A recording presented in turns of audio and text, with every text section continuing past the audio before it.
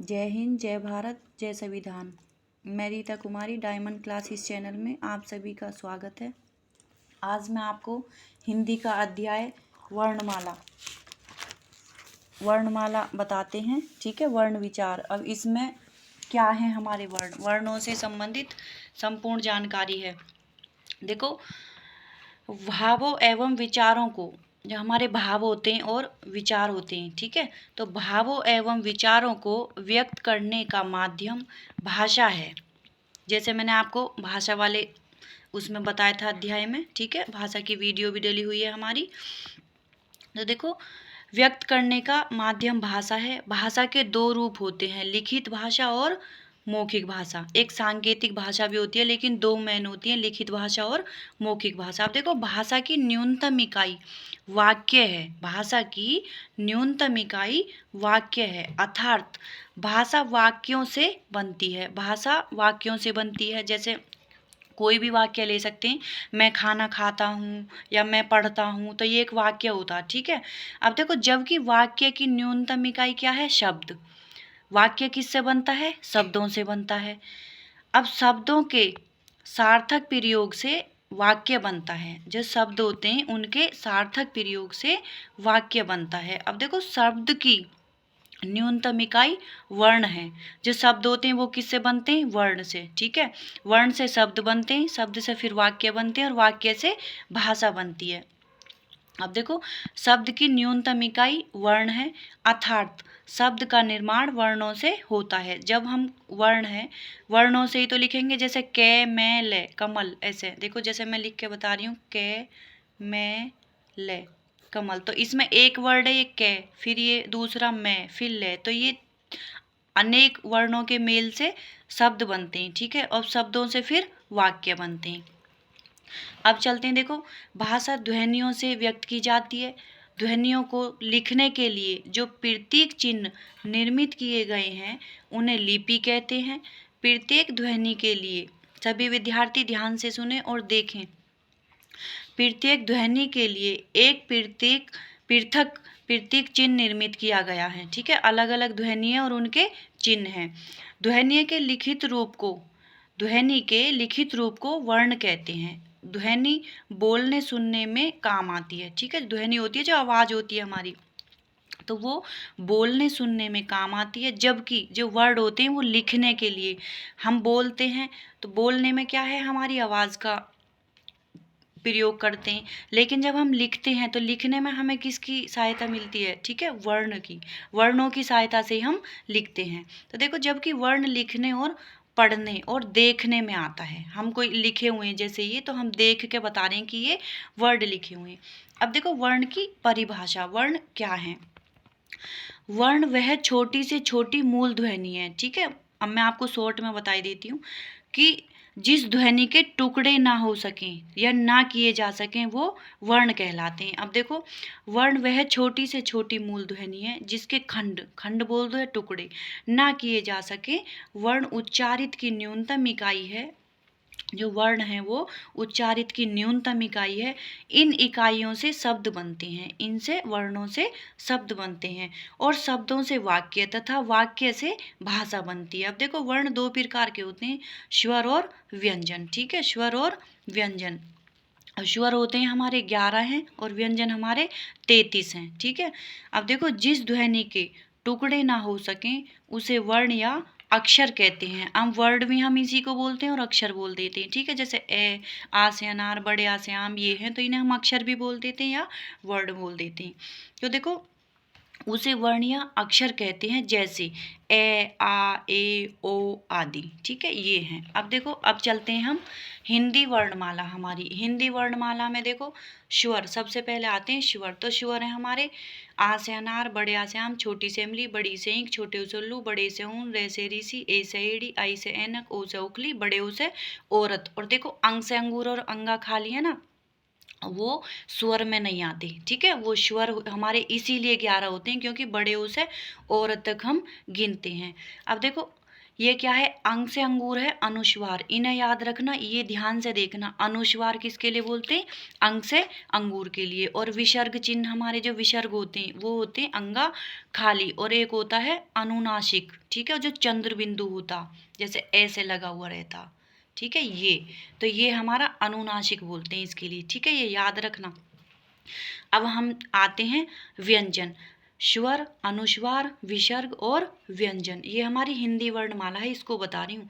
देखो व्यंजन, ये कैसे कबूतर, खैसे खरगोश, गैसे गमला, घैसे घड़ी, अड़ा खाली। अब देखो इन्हें हम आप सभी को पता है, बस आगे आगे का देखो। ये कै है तो ये अड़ा खाली तक ये कै वर्ग में आते हैं, ठीक है, इनको कै वर्ग बोलते हैं।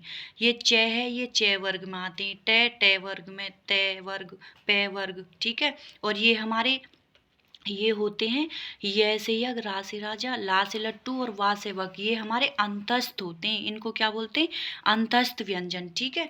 और ये से सलजम, सा से षटकोण, सा से सपेरा, है से हाथी, ये हमारे होते हैं, इनको बोलते हैं हम ऊष्म, क्या बोलते हैं, ऊष्म व्यंजन, ठीक है। जो से सलजम, तीनों से हैं और हाथी है, ठीक है, ये ऊष्म में आते हैं, ऊष्म व्यंजन। अब ये छह से क्षत्रिय, ये दो संयुक्त व्यंजन, ठीक है, ये दो से बनते हैं, तो इनको क्या बोलते हैं हम, संयुक्त व्यंजन बोलते हैं। और ये डे और अड़े, ये डे से सड़क और अड़े से पढ़ना, ये दोनों हैं हमारे, इनको द्विगुण या उत्क्षिप्त व्यंजन। अब ये ध्यान रखना, ये पूछ लिया जाता है कि उत्क्षिप्त व्यंजन कौन से हैं, तो ये डे से सड़क और डे से पढ़ना, ये और ये दोनों डे, ये डे से डमरू और डे से ढक्कन है, बस इनके नीचे बिंदु लगा हुआ है, ठीक है, तो ये हमारे उत्क्षिप्त व्यंजन में आते हैं। अब इन्हें हम देख लेते हैं कि इन्हें बोलने में कहाँ से बोले जाते हैं। ये देखो कै है तो ये कंठ से बोला जाता, ठीक है, गले से। और चे हमारा थोड़े से और ऊपर आ जाओ, तालू, ठीक है, तालू पे, ठीक है, तालव्य बोलते हैं। और टे हमारा मूर्धन्य से बोला जाता, मूर्ध, तालू से थोड़े और आगे आ जाओ, ठीक है, मूर्धन्य। और ते हमारा आता है दांत, दंत में आता है, ठीक है, तय बोलते हैं। देखो बोल के देखो, तय तो जीभ हमारी दांतों के बीच में जाती है, इसलिए दंती है। पे हमारे ओष्ठ होते हैं, ये होठों से बोले जाते हैं। ये मैंने आपको बताया था, ये रे ले और वे, ये हमारे अंतस्थ में आते हैं। अब देखो एक मैं आपको बताती हूँ कि कैसे कबूतर, ये तीनों अड़ा खाली, तो ये 5 लिखे हुए हैं, 1 2 3 4 5, ठीक है, तो आपको पे वर्ग तक तो ये 5 लिखने हैं। अब जब अंतस्थ और ऊष्म आएंगे तो ये आपको 4 कर देने हैं, ठीक है, 4 लिखे हुए हैं। देखो ये रे ले और वे, तो ये 4 हैं यहाँ पे ना, ये पे वर्ग। अब ये कै वर्ग, चे वर्ग, टे वर्ग, ते वर्ग और पे वर्ग, अब यहाँ से ये अंतस्थ आ गया और ये हो गए ऊष्म, ठीक है, तो ये 4 हैं, इनमें 4 4 का आएगा और नीचे ये 2 बनेंगे। एक बार सभी देख लें, कंठीय, तालु, मूर्धन्य, दंतीय, ओष्ठीय, अंतस्थ, ऊष्म और संयुक्त व्यंजन, फिर आते हैं उत्क्षिप्त व्यंजन, लास्ट में उत्क्षिप्त व्यंजन। अब देखो, अब हम चलते हैं वर्ण के भेद, ठीक है, तो वर्ण के कितने भेद होते हैं, तो देखो वर्ण के 2 भेद होते हैं, स्वर और व्यंजन, ठीक है, जो हमारे वर्ण है वो स्वर और व्यंजन होते हैं। अब देखो स्वर क्या है, उन्हें देखते हैं। उन वर्णों को स्वर कहा जाता है जिनका उच्चारण बिना किसी अन्य वर्ण की सहायता से होता है। जो स्वर होते हैं वो अपने आप में अकेले बोले जाते हैं, वो किसी की मदद नहीं लेते, सहायता नहीं लेते बोलने में। और व्यंजन होते हैं वो स्वरों की सहायता से बोले जाते हैं, ठीक है, ये अंतर है, याद रखना। अब देखो, जिनका उच्चारण बिना किसी अन्य वर्ण की सहायता से किया जाता है, ठीक है। अब देखो इनकी कुल संख्या 11 है, जैसे मैंने आपको बताई थी, ये यहाँ पे देखो ऊपर, तो ये 11, ये यहाँ पे आ से और बड़े ओ से औरत, ये 11 हैं, तो ये हमारे स्वर हैं। अब देखो स्वर के भी भेद हैं, तो स्वर के वैसे 2 भेद माने जाते हैं, लेकिन 3 हैं, ठीक है, 3 देखते हैं अब हम।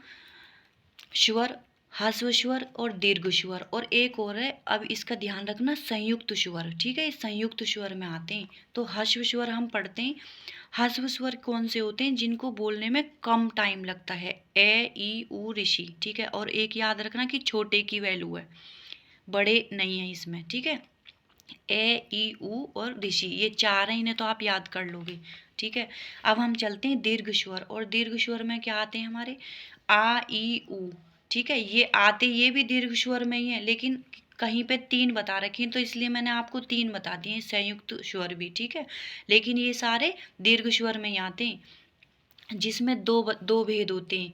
अब देखो आ ई उ ये दीर्घ स्वर में है, और संयुक्त स्वर ए और बड़े से ऐनक ओ और ओ, बड़े ओ से औरत, ये संयुक्त स्वर में आते हैं। अब हम चलते हैं देखो व्यंजनों के उच्चारण में, जहाँ स्वरों की सहायता ली जाती है, किंतु स्वर ध्वनियों के उच्चारण में किसी अन्य ध्वनि की सहायता नहीं ली जाती, वो अपने आप में अकेले बोले जाते हैं।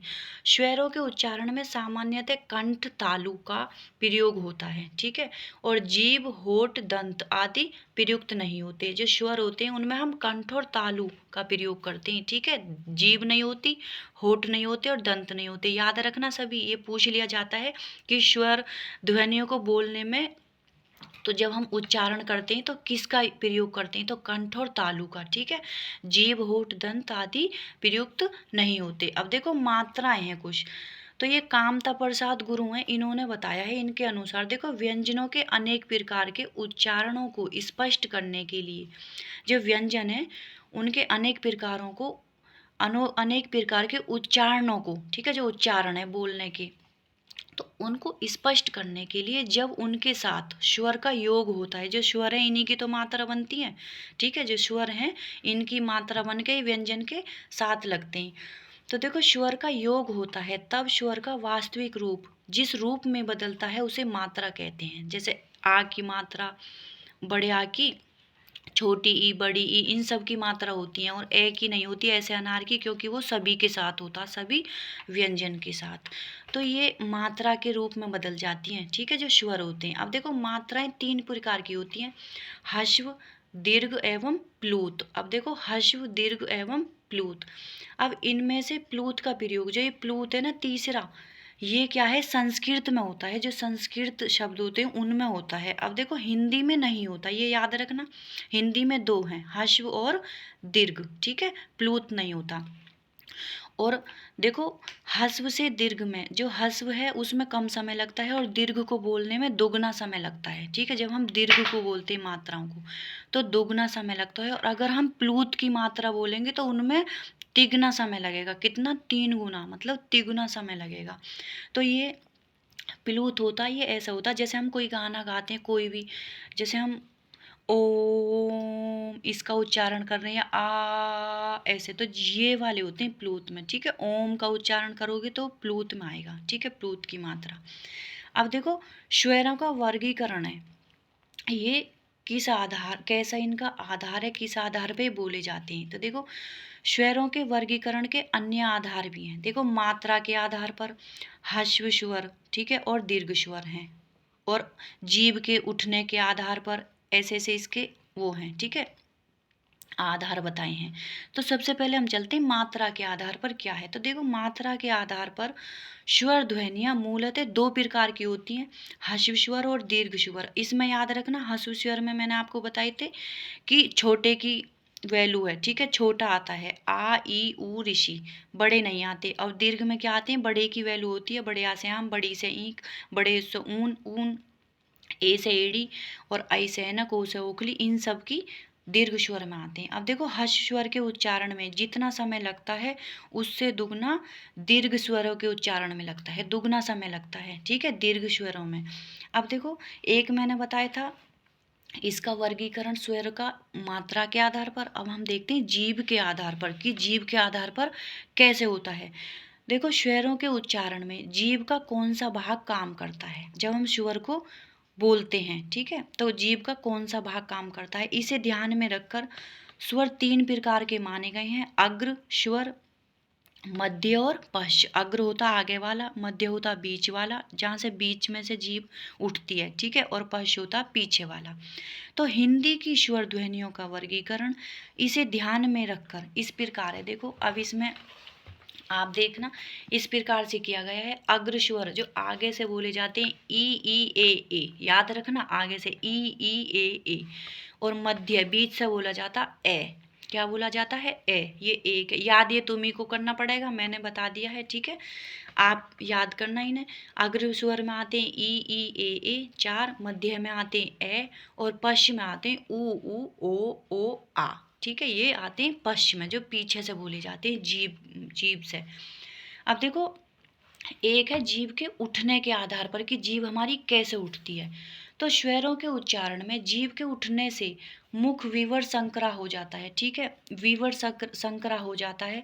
जब जीभ बहुत ऊपर उठ जाती है तो उसे शैवरत कहते हैं, और जब बहुत नीचे आती है तो उसे विवरत कहते हैं। अब देखो शैवरत और विवरत, इन दोनों के बीच स्थिति अर्ध शैवरत और अर्ध विवरत होती है, ठीक है। जो इन दोनों की शैवरत और विवरत है तो इसमें अर्ध होती है, ठीक है, अर्ध शैवरत और अर्ध विवरत होती है। इस दृष्टि से हिंदी की स्वर ध्वनियों का देखो वर्गीकरण इस प्रकार से है। इसमें देखो अग्र, मध्य और पश्च। इसका देखो ये है शैवरत, शैवरत में आती है ई बोलते हैं, ठीक है, ऊ ये है, ठीक है, ई ऊ ये आते हैं शैवरत में। अब देखो अर्ध शैवरत में क्या आते हैं, ए और ओ, अर्ध में ई ऊ ए ओ, ठीक है, ओ से ओखली, ये आते हैं अर्ध शैवरत में। अर्ध विवरत में आते हैं ए ओ, ठीक है, ये आते हैं अर्ध विवरत में। और विवरत में आता है और आ, है और आ, ये आते हैं विवरत में। अब देखो, अब मैंने आपको पीछे बताया था जैसे स्वर में आए थे अनुनासिक, अनुस्वार, ठीक है, और विसर्ग। अब अनुनासिक बताया था मैंने आपको चंद्र बिंदु, देखो ये चंद्र बिंदु है, ये अनुनासिक है, इसका याद रखना। अनुनासिक वे ध्वनियां हैं जिनका उच्चारण नाक और मुंह से दोनों से होता है, ठीक है, नाक और मुंह, आ बोलते हैं हम, ठीक है, आ की साउंड निकलती है, इसमें भी याद रखना।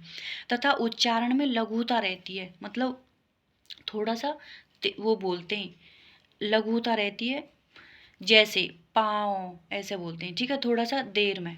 आंगन, आंचल आदि, ठीक है, जाच, आँच, पाँच, इनमें ये होते हैं चंद्र बिंदु लगते हैं। ये चंद्र बिंदु लगे हुए हैं, इसी को हम अनुनासिक बोलते हैं, ठीक है। ये पूछ लिया जाता है कि अनुनासिक कौन सा चिन्ह है, तो ये याद रख लेना, अनुनासिक होता चंद्र बिंदु। अब चलते हैं अनुस्वार।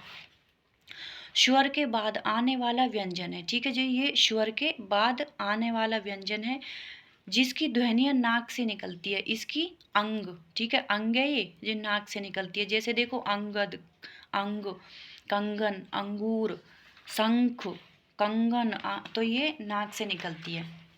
अब देखो विसर्ग देखते हैं, विसर्ग कौन से होते हैं, तो ये है, विसर्ग भी स्वर के बाद आता है, ठीक है। वस्तुतः यह व्यंजन है जो विसर्ग है, जिसका उच्चारण है की तरह होता है, विसर्ग चिन्ह, ये ए है की साउंड निकलती है, ठीक है, इसमें ए है की निकलती है।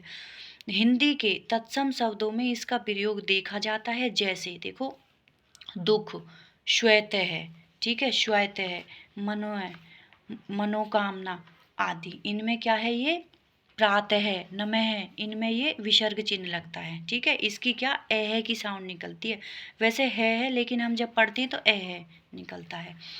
अब देखो अनुस्वार और विसर्ग को आचार्य किशोरदास वाजपेयी ने, ये अनुस्वार और विसर्ग हैं, हाँ देखो विसर्ग, अनुस्वार और विसर्ग को आचार्य किशोरीदास वाजपेयी हैं, ठीक है। इन्होंने क्या माना है, न तो स्वर मानते हैं और न ही व्यंजन, इन दोनों को, अनुस्वार को और विसर्ग चिन्ह को, ठीक है, दोनों को।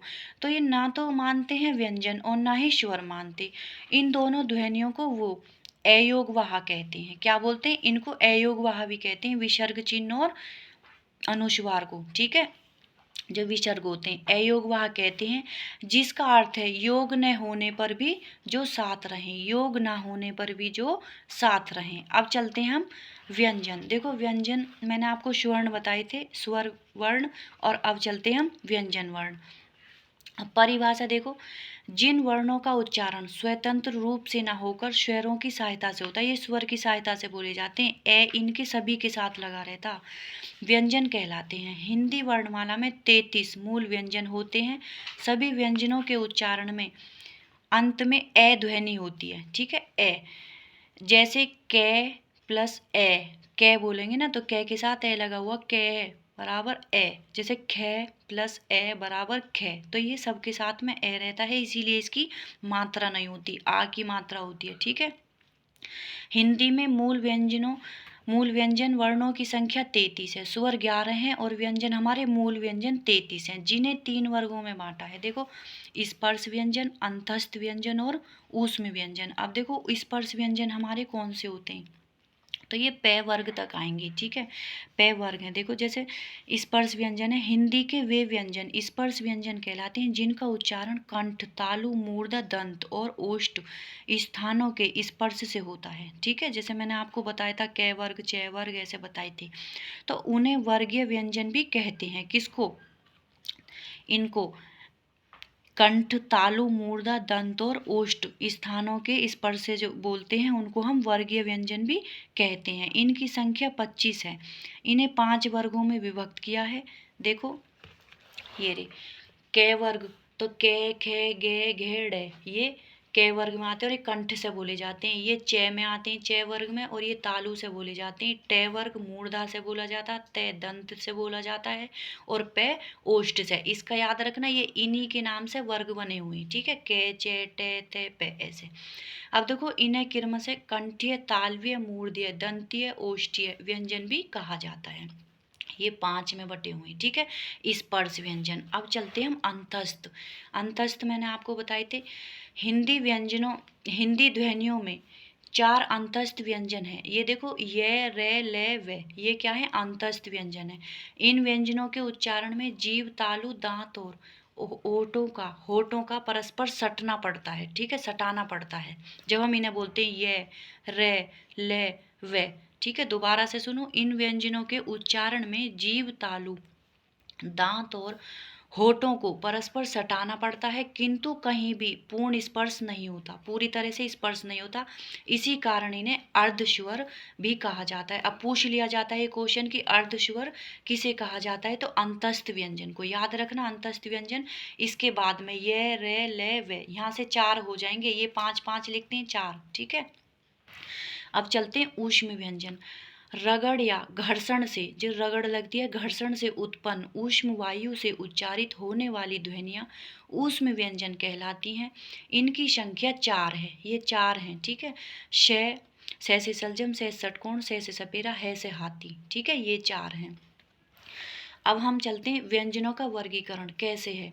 स्थान के आधार पर होठ से बोले जाते हैं पे, फे, बे, भे, मैं, और दांत से व्यंजन, दंतीय व्यंजन है ये ते, थे, दे, दे, धे, ने, ठीक है, ये दंतीय।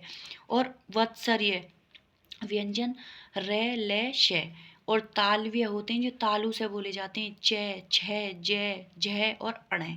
अब देखो ये हमारे मूर्धन्य व्यंजन टे, ठे, डे, ढे, अड़े, और अड़े से सड़क और डे से पढ़ना, ठीक है, ये भी इसमें आते हैं मूर्धन्य व्यंजन में। अब कंठीय, कंठ से बोले जाते हैं कै, खे, गे, घे और अड़े, ये कंठ से बोले जाते हैं। अब देखो स्वर यंत्र, अब ये स्वर यंत्र मुखी है, ये क्या है? ये स्वर यंत्र मुखी में आता है। अब चलते हैं हम संघर्षी व्यंजन, ठीक है। संघर्षी व्यंजन क्या है? इन व्यंजनों के उच्चारण में 2 अंग एक दूसरे के इतने निकट आ जाते हैं, 2 अंग, ठीक है, इतने निकट आ जाते हैं कि बीच से निकलने वाली हवा संघर्ष करती हुई निकलती है, ठीक है। जो हवा निकलती है हमारे मुंह से वो संघर्ष करती हुई निकलती है। तो वे, शे और है, बोल के देखना इन्हें। तो देखो दोबारा से देखो, इन व्यंजनों के उच्चारण में 2 अंग एक दूसरे के इतने निकट आ जाते हैं कि बीच से निकलने वाली हवा संघर्ष, रगड़ करती हुई, जैसे वे बोलेंगे ना तो देखो हवा निकलती है वे ऐसे, तो ये निकलती है। अब देखो स्पर्श संघर्षी, अब स्पर्श संघर्षी देखते हैं चे, छे, जय और झ, ये स्पर्श संघर्षी में आते हैं 4। छ से चरखा, छ से छाता, जय से जहाज, झ से झंडा, स्पर्श संघर्षी हैं। अब नासिका देखो, नासिक कौन से? इनका उच्चारण में हवा नाक से निकलती है। किससे? जब हम बोलते हैं तो हवा नाक से निकलती है, तो ये है डे, अड़े, और ये अड़े, ने और मैं, ये 5 हैं, इनमें नाक से निकलती है हवा, ठीक है। अब पार्श्विक देखते हैं, पार्श्विक ये ले, पार्श्विक है जिसके उच्चारण में हवा जीव के दोनों पार्श्वों से निकलती है। अब याद रखना पार्श्व और पार्श्वी इसी के नाम से है, दोनों साइड से निकलती है। ले हम बोलेंगे तो साइड से निकलती है, ठीक है, तो ये पार्श्विक में आता। अब उच्छिप्त, उच्छिप्त मैंने बताए थे, उच्छिप्त थे लास्ट में बचे थे 2, डे से सड़क और डे से पढ़ना, ये उच्छिप्त में बताए थे। देखो जीभ ऊपर उठकर झटके के साथ नीचे आती है, जैसे ड और ड, इसलिए ये उत्क्षिप्त व्यंजन है। अब प्रकंपित प्रकंपित क्या है? जिनके उच्चारण में कंपन हो, जिसमें कंपन होती है तो वो प्रकंपित होते हैं। रे होती है, ठीक है, रे बोलते हैं तो इसमें क्या होती है? कंपन होती है, तो इसलिए प्रकंपित आते हैं। अब है संघर्षहीन।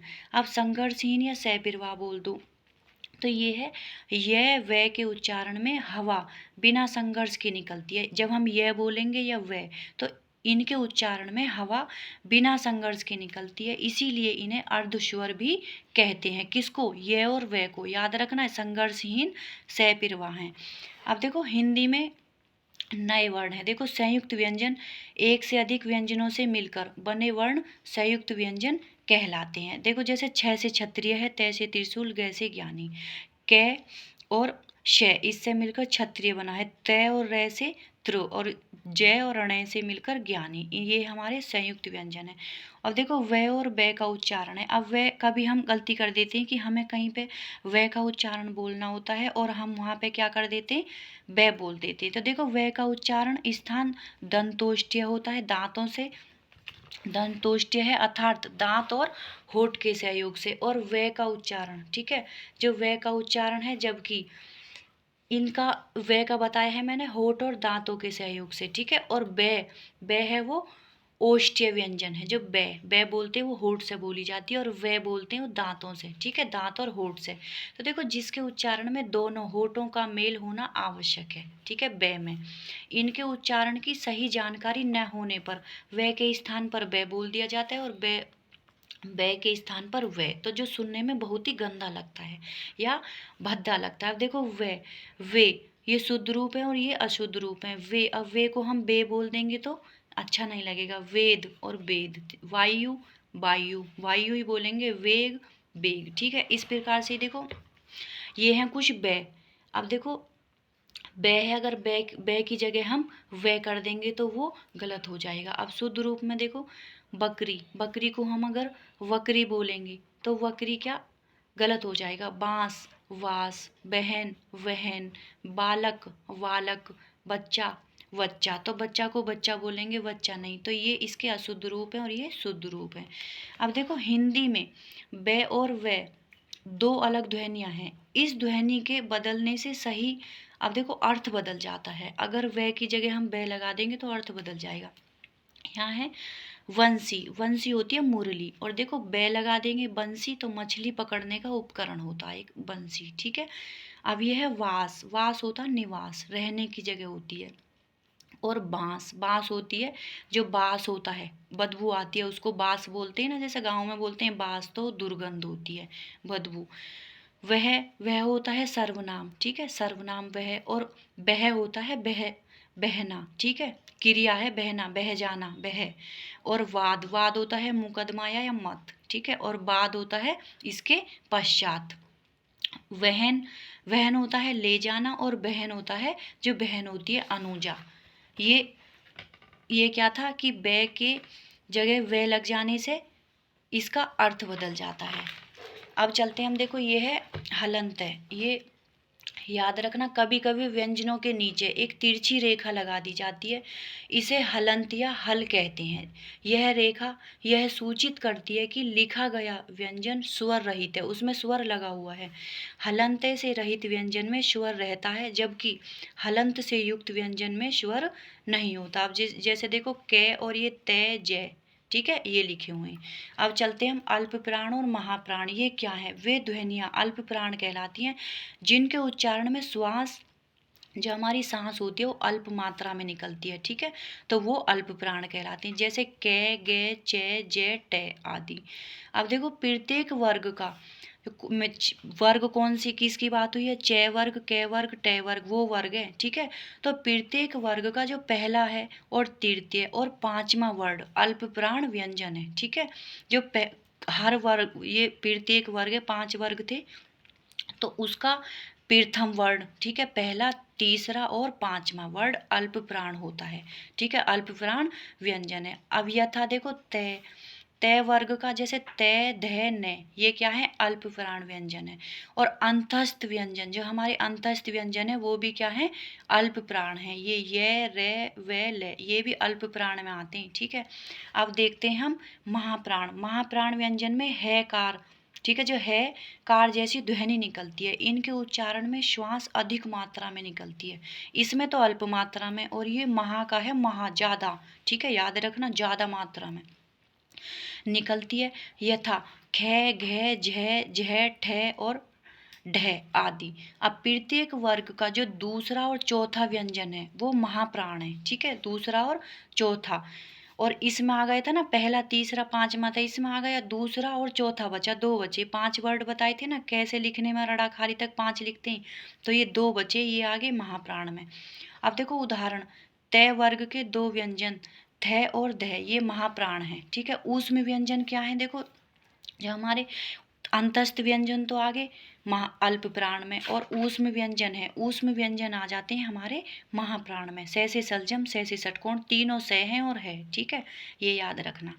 ये हमारे ऊष्म व्यंजन आ जाते हैं महाप्राण में। अब है घोष और अघोष व्यंजन, ये इम्पोर्टेंट है, ध्यान से देखना, इनमें क्वेश्चन पूछे जाते हैं, ठीक है। अब देखो, जिन व्यंजनों के उच्चारण में स्वर तंत्रिका, जो स्वर तंत्रिका होती है, बोलते हैं हमारे जो ये पार्ट होते हैं बोलने की, ठीक है, तो स्वर तंत्रिका झंकृत होकर होती हैं, वे घोष होते हैं।